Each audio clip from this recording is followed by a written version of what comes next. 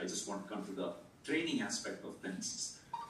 Okay, so today's program is going to be a 5-day training program is what this has started, which they provided. They're also working with us on creating standard ICU protocols.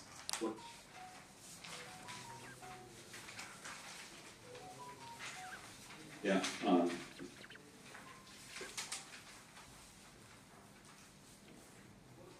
Honorable Minister, Health and Family Welfare, Shri. Yeah, you can launch the program. I mean, how you're launching it? Is any specific way you're launching, or just like oral launch? The people on the dais will water the plant that. Yeah. Okay, let them go ahead. Sure, Marcy adana. Please. Thank you. ಅದಕ್ಕೆ ಅತ್ಯಗತ್ಯ ಅವರು ಕೂಡ ಇದ್ದಾರೆ. Minister ಇವತ್ತು ಬಹುಶಃ ಇಲ್ಲೇ ಗುಲ್ಬರ್ಗದಲ್ಲೇ ಎಲ್ಲರೂ ಇರೋದ್ರಿಂದ ಅವರು ಬರೋಕ್ಕಾಗಿಲ್ಲ. ಆದರೆ ಅವರ ಒಂದು ಸಪೋರ್ಟ್ ಶರಣ್ ಪ್ರಕಾಶ್ ಅವ್ರಿಗೆ ಯಾವಾಗಲೂ ಇದ್ದೇ ಇರ್ತದೆ. ನಮ್ಮ ನೂತನ ಕಮಿಷನರ್ ಕೂಡ ಇದ್ದಾರೆ. ಸೊ ಎಲ್ಲ ತಿಳ್ಕೊಂಡು ಇದಕ್ಕೆ ಮುಂದೆ ಇದನ್ನು ಯಾವ ರೀತಿಯಾಗಿ ಇದನ್ನು ವಿಸ್ತರಿಸಬೇಕು. ಈಗ 43 ತಾಲೂಕಾಗಿದೆ. ಇನ್ನು ಉಳಿದ ತಾಲೂಕುಗಳನ್ನು ಕೂಡ ಇದರಲ್ಲಿ ನಾವು ಸೇರಿಸ್ಕೊಳ್ಳೋದಕ್ಕೆ ಏನೇನು ಮಾಡಬೇಕು ಅಂತಂದು ಕೂಡ ಅದರ ಬಗ್ಗೆನೂ ಶ್ರೀಕಾಂತ್ ಅವರು ಕಮಿಷನ್ ನೀವೆಲ್ಲ ಅದರ ಬಗ್ಗೆ ಚರ್ಚೆ ಮಾಡಿ ಅಂತ ಈ ಸಂದರ್ಭದಲ್ಲಿ ಹೇಳಿ ನಮ್ಮ ಪೂರ್ತಿ ಸಹಕಾರ ಕೂಡ ಇರುತ್ತೆ ಅಂತ ಹೇಳ್ತಾ ಇವತ್ತು ಈ ಕಾರ್ಯಕ್ರಮವನ್ನು ನಾನು ಬಹಳ ಸಂತೋಷದಿಂದ ಉದ್ಘಾಟನೆಯನ್ನು ಮಾಡ್ತಾ ಇದ್ದೀನಿ. ಎಲ್ರಿಗೂ ನಮಸ್ಕಾರ. ಜೈ ಹಿಂದ್, ಜೈ Karnataka.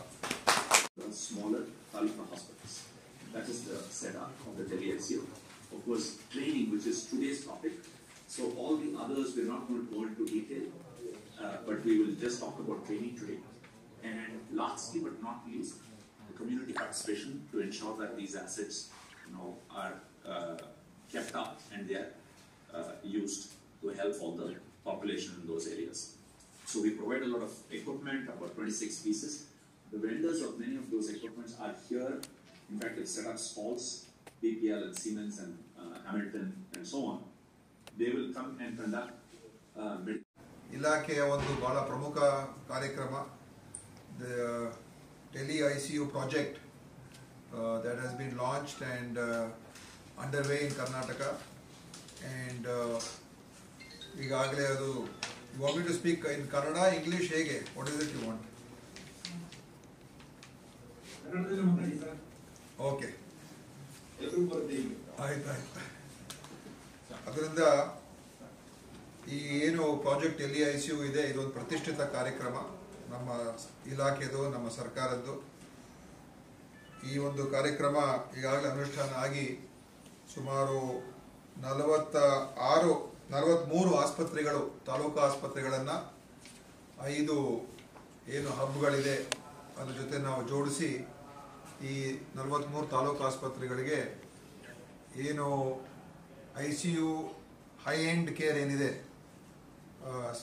Critical care, speciality care ಏನಿದೆ, ಅದನ್ನು ತಾಲೂಕಾ ಮಟ್ಟದಲ್ಲಿ, ಗ್ರಾಮೀಣ ಮಟ್ಟದಲ್ಲಿ ನೀಡ್ತಕ್ಕಂಥದ್ದಕ್ಕೆ ಇದು ಒಂದು ವಿನೂತನವಾದಂಥ ಯೋಜನೆ.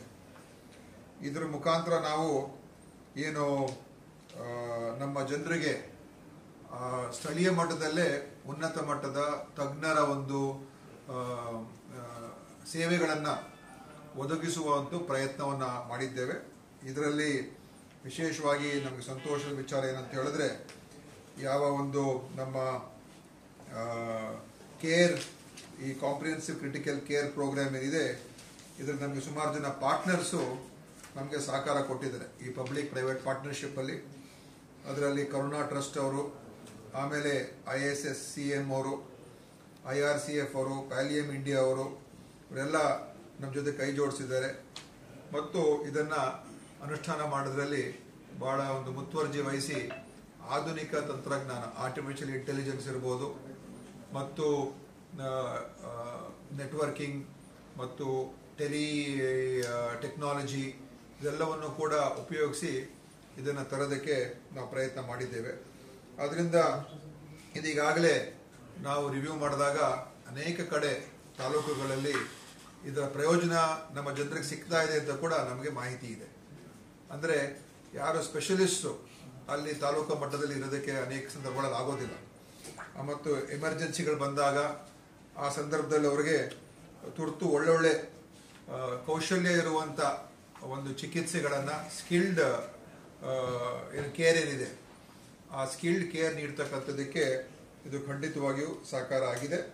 ಮತ್ತು ಇದರ ಮುಖಾಂತರ ICU ಫೆಸಿಲಿಟೀಸಲ್ಲಿ ಅಂದರೆ ಈ ವೆಂಟಿಲೇಟರ್ಸನ್ನು ಯಾವ ರೀತಿ ಉಪಯೋಗಿಸ್ಕೋಬೇಕು, ಅದೇ ರೀತಿಯಾಗಿ ಯಾವ ರೀತಿ ಟ್ರಾಮಾ ಸಂದರ್ಭಗಳಲ್ಲಿ ಯಾವ ರೀತಿ ಅದನ್ನು ಮ್ಯಾನೇಜ್ ಮಾಡಬೇಕು, ಮತ್ತು ಈ ಥರ ಒಂದು ಜೀವಗಳನ್ನು ಉಳಿಸುವಂಥ ಒಂದು ಸನ್ನಿವೇಶಗಳಲ್ಲಿ ತುರ್ತಾಗಿ ಹೇಗೆ ಅದನ್ನು ನಿಭಾಯಿಸಬೇಕು ಅದೆಲ್ಲ ಕೂಡ ನಮ್ಮಲ್ಲಿ ಮಾಡ್ತಾ ಇದ್ದಾರೆ. ಆದರೆ ಇನ್ನೂ ಇದರಲ್ಲಿ ಹೆಚ್ಚು ಕೌಶಲ್ಯವನ್ನು ಪಡ್ಕೊಳ್ತಕ್ಕಂಥ, ಟ್ರೈನಿಂಗ್ ಪಡ್ಕೊಳ್ಳುವಂಥ, ಮಾಹಿತಿಯನ್ನು ಪಡ್ಕೊಳ್ತಕ್ಕಂಥ ಅವಶ್ಯಕತೆ ಖಂಡಿತವಾಗಿಯೂ ಹೆಚ್ಚಾಗಿ ಇರುತ್ತದೆ, ನಾನು ಇಲ್ಲ ಅಂತ ಹೇಳೋದಿಲ್ಲ.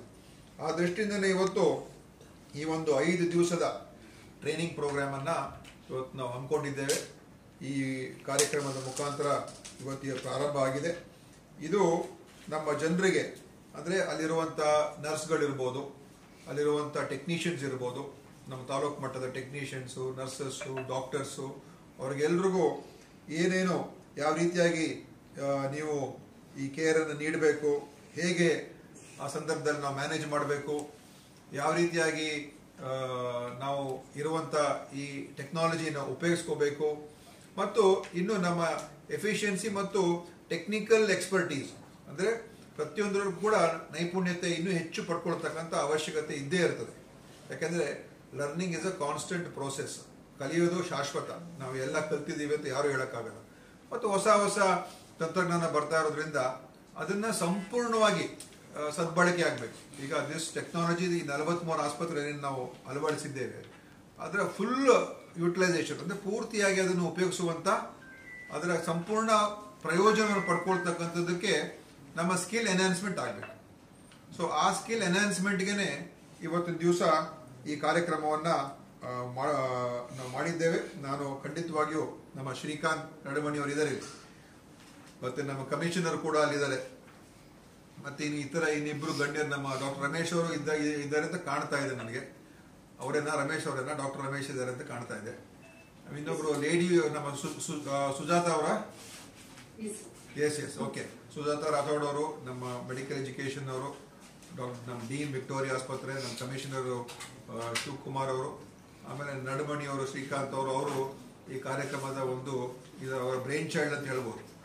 Clinical courses, basic cardiac life support by IRCF, comprehensive cardiac life support training by IRCF, palliative care in ICUs by Pallium India, basic trauma management by ISCCM, ventilator management by ISCCM, and by the way, the Hamilton ventilator folks will also come here and actually train you on the use of the Hamilton